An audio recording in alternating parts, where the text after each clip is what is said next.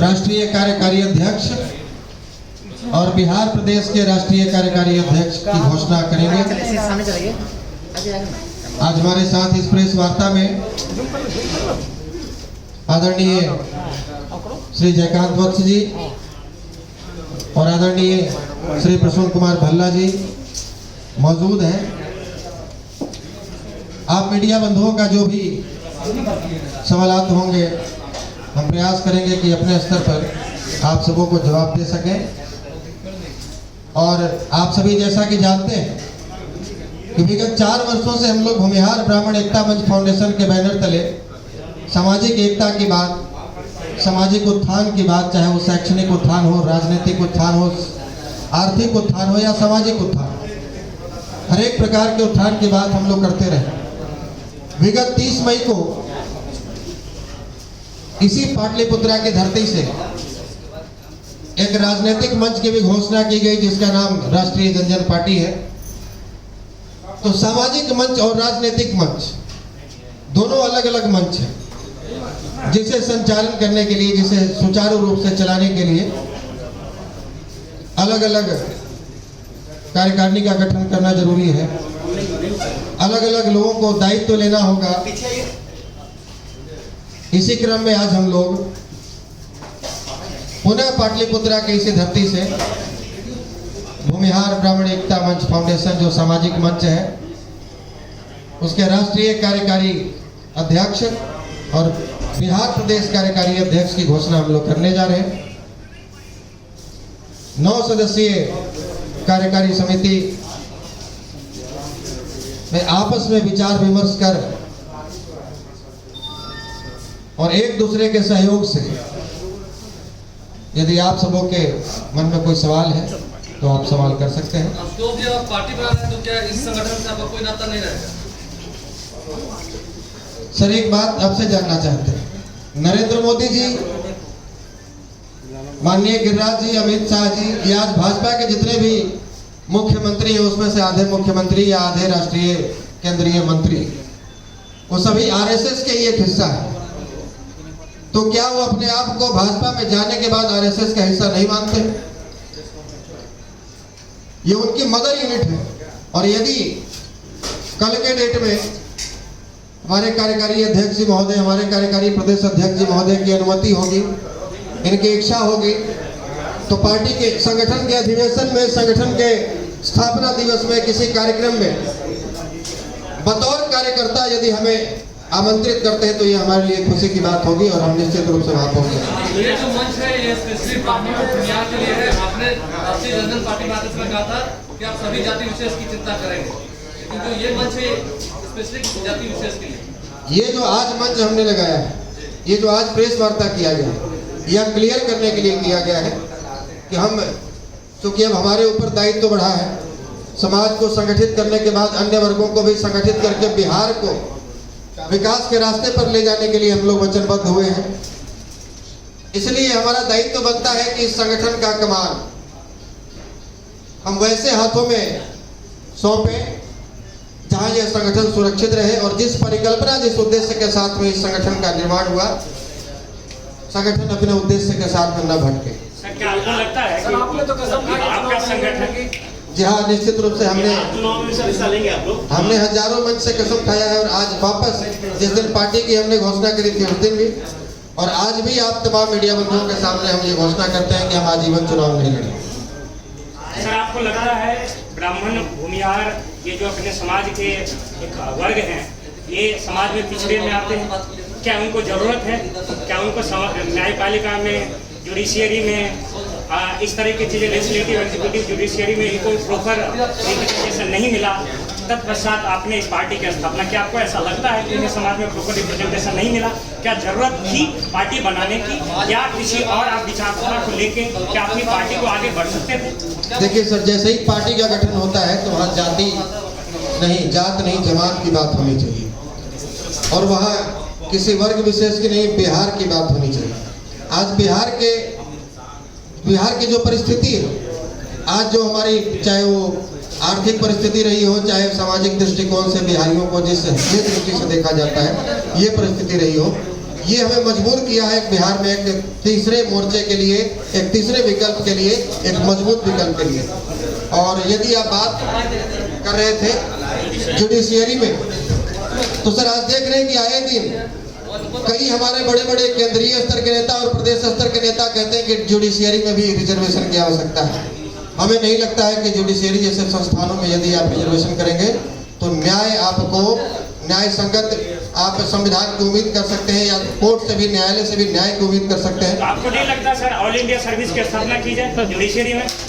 Judiciary में all India service की स्थापना करें, लेकिन जो भी जजेस भर्ती हो वो मेरिट के आधार पर भर्ती हो, ना कि जाति के आधार पर भर्ती हो। तो सर ऑल इंडिया सर्विस पे मेरिट के बेस पे जैसे पीटी होगा, मेंस होगा, then on the basis of interview they will get elected. तो आपको नहीं लगता तो फिर उसमें रिजर्वेशन कास्ट बेसिस नहीं होनी चाहिए? यदि आप ऑल इंडिया की बात कर रहे हैं या मेरिट बेसिस पे बात करें तो केवल मेरिट की बात होनी चाहिए। वहाँ फिर कैटेगरी नहीं बांटी जानी चाहिए कि SC ST से है तो इनको जुडिशियरी में इतने % छूट दी जाए, ये OBC से है तो इनको इतने % छूट दी जाए, या EWS से है तो इनको इतने % की छूट दी जाए। इसकी जुडिशियरी जैसे संस्थानों में रिजर्वेशन की आवश्यकता नहीं है और कभी नहीं होनी चाहिए। आए दिन न्यायाधीश आगे आके प्रेस कॉन्फ्रेंस करते हैं, वो सवाल उठाते हैं कि किस तरीके से बेंच का गठन किया जाए। तो आपको नहीं लगता क्या किसी विशेष वर्ग की वर्चस्व आपके न्यायपालिका में है, और इसीलिए जो कुछ दूसरे वर्ग के लोग हैं, तीसरे वर्ग के लोग हैं, उन्हें भी मौका दिया जाना चाहिए? सर एक बात आपसे जानना चाहते हैं, दीपक मिश्रा जी कौन से वर्ग से थे? और उन्होंने एक आदेश पारित किया SC ST एक्ट में जांच के बाद गिरफ्तारी होगी। उनके आदेश को क्यों पलट दिया गया? क्या उनका वर्चस्व रहा? वर्चस्व सर यहाँ सरकार का है, जो सत्ता में बैठे हैं, वर्चस्व केवल उनका है। अभी कोर्ट का, सुप्रीम कोर्ट तक का कोई मायने नहीं रह गया है। बात बात पर सुप्रीम कोर्ट के बातों को अध्यादेश लाकर पलट दिया जाता है, उसके आदेशों को पलट दिया जाता है, इसलिए यहाँ वर्चस्व किसी की नहीं। सर अंतिम प्रश्न, आपका रोड मैप क्या है? क्यों बिहार की जनता आप विश्वास करें? क्या आपका रोड मैप होगा? जैसे कि हम देख रहे हैं कि 25 लाख माइग्रेशन हुए बिहार से, आपको नहीं लगता कि इतने दिनों से बिहार की जनता को बरगलाया जा रहा है?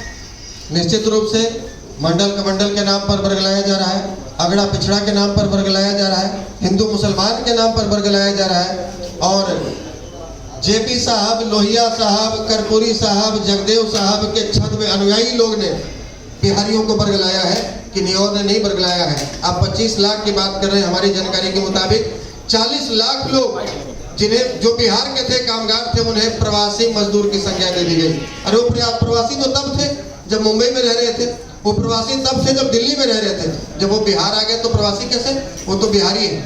यहाँ बिहार सरकार आए दिन कभी दहेज प्रथा के खिलाफ, कभी नशा मुक्ति को लेकर, कभी जल जीवन हरियाली को लेकर मानव श्रृंखला लगाते रहते हैं नीतीश कुमार जी। और प्रकृति ने ऐसा तमेचा मारा कि तमिलनाडु, हरियाणा, पंजाब और दिल्ली से बिहार तक मानव श्रृंखला लग गया इस कोरोना महामारी में। ये हमारी चिंता का विषय है और इसलिए हमने किया है रोड मैप की। जहाँ तक यदि बात कर रहे हैं, पिछले 15 वर्षों में इन्होंने बिहार में कोई रोजगार नहीं दिया, और जिन्हें रोजगार दिया वो आए दिन धरना पर बैठ रहे हैं और लाठियां खा रहे हैं। जैसे नियोजित शिक्षकों की बात कर लें या आउटसोर्सिंग वालों की बात कर लें। अभी जब चुनाव को 3 महीने बचे हैं तो ये महाशय जी पेपर में छपवाते हैं कि हम 50 लाख लोगों को रोजगार देंगे। सबसे पहले तो ये सवाल आपको उनसे पूछना चाहिए कि 15 वर्षों तक आप सत्ता में थे तो आपने रोजगार नहीं दिया, और 3 महीने चुनाव को रह गए तो आप कहते हैं कि 50 लाख लोगों को रोजगार देंगे। इसके लिए क्या रोड मैप आपके पास है? और यदि आप हमारी बात करें तो हमारे पास रोड मैप है।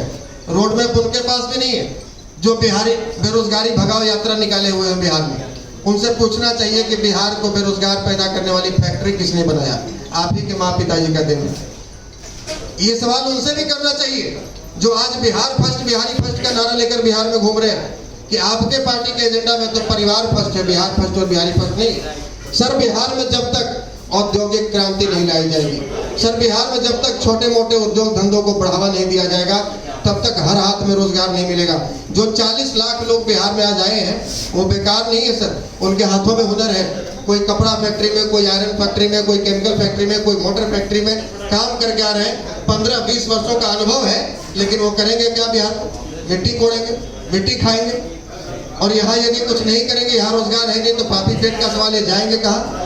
बाल बच्चों का भरण पोषण करना, शिक्षा दिलानी है, बेटी की शादी करनी है, माँ बाप का इलाज कराना है, वापस वही जाना है, उन्हीं घरों में जाना है जहाँ मकान मालिकों ने इस कोरोना काल में लात मारकर भगा दिया कि तुम बिहारी नहीं बीमारी हो।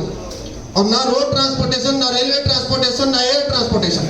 अपने बच्चों के साथ, बूढ़े माँ बाप के साथ हजारों मील दूरी तय करके बिहार में आते हैं और बिहार के बॉर्डर पहुंचते हैं तो वहां बोर्ड लगा दिया जाता है कि बिहारियों के लिए प्रवेश वर्जित है। ये बताइए हमारे बिहार की विडंबना। सर, बिहार का युवा पूरे लाइफ में केवल एक बार मुस्कुराता है जब वो पासपोर्ट साइज फोटो की बात होती है।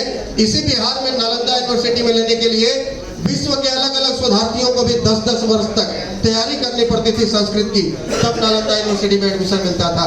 पाटलिपुत्रा कभी भी रोजगार का केंद्र हुआ करता था, व्यापार का केंद्र हुआ करता था पूरे विश्व का।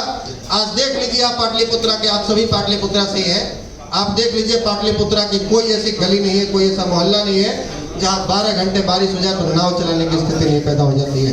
ये बिहार की स्थिति है सर। हमें शिक्षा के लिए भी कभी कोटा, कभी दिल्ली जाना पड़ता है और रोजगार के लिए भी बाहर जाना पड़ता है, इसलिए हम व्यथित हैं। और बिहार के लोग 15 वर्षों वाला जंगल राज वापस नहीं लाना चाह रहे हैं, चाहे वो लालू जी वाला शासनकाल आप कह सकते हैं। और नीतीश जी के तानाशाही को भी अब सहने के लिए बिहार के लोग तैयार नहीं है।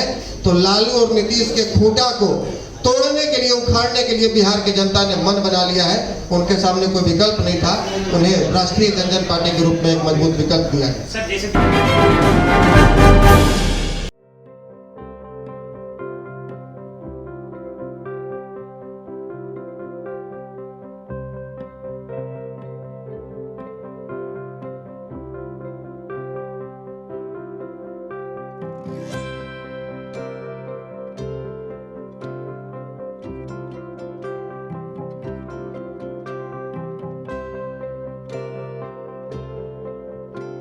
एक जिंदगी बचाने वाले को हीरो कहते हैं और 1000 जिंदगी बचाने वाले को health care worker. Our heart never hardens, our temper never tires. Our touch never hurt. We value what we do.